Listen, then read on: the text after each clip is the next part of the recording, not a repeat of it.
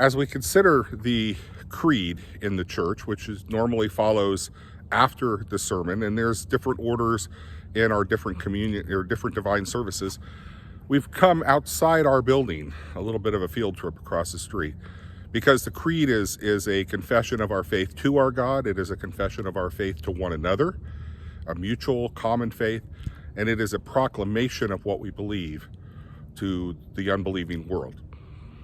The creeds, we have 3 of them in the Lutheran Church that we consider ecumenical. Those would be the Apostles' Creed, normally recited and shared during non-communion Sundays. We have the Nicene Creed, which we use on Sundays where communion is served. And on Trinity Sunday, we usually pull out the great big one, that is the Athanasian Creed. The creeds are like the school fence behind me. The school fence is here to protect the children as they play in the yard. In fact, studies have shown that children in schoolyards where there are no fences will stay a little bit closer to the center of the field. There's a little more safety in the center of the field than out on the unfenced outer edge. But in playgrounds where there are fences, the children feel safer. They'll play right up to the fence. The balls will roll up to the fence, they'll run right up and grab them. So that the creeds are like that for the church. They tell us who belongs, and there's a certain safety in that. So as we confess our faith in the creeds, we know who's in the church by those that confess.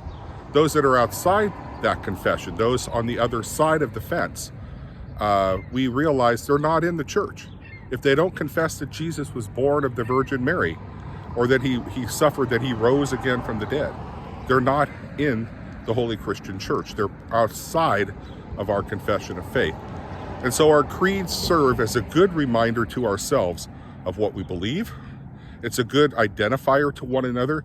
I'm part of you. We're part of the church, not just this congregation, but the Holy Christian Church throughout time and throughout the world. And it's a good identifier when we start to err, when we become non-creedal, when we go outside the Orthodox Christian belief. Then we know that we're in trouble and we need to get back on the right side.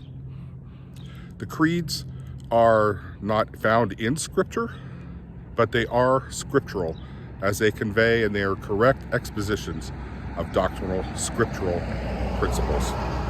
God bless. Keep believing, keep sharing the faith.